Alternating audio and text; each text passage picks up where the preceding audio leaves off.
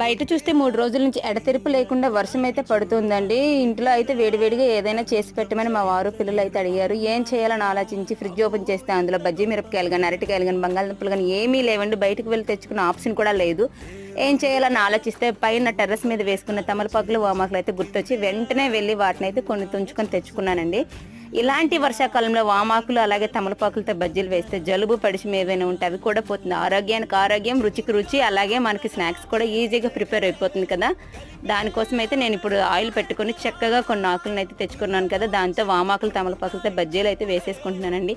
బయట చల్లగా ఉంది, వేడివేడిగా బజ్జీలు అయితే సూపర్ టేస్టీగా వచ్చేయండి. మీరు కూడా ఇలానే ట్రై చేయండి. మీ ఇంట్లో కూడా వామాకులు తమలపాకులు ఉన్నాయా? ఈ వర్షాకాలంలో అయితే బజ్జీలు వేసుకుని ఎంజాయ్ చేయండి.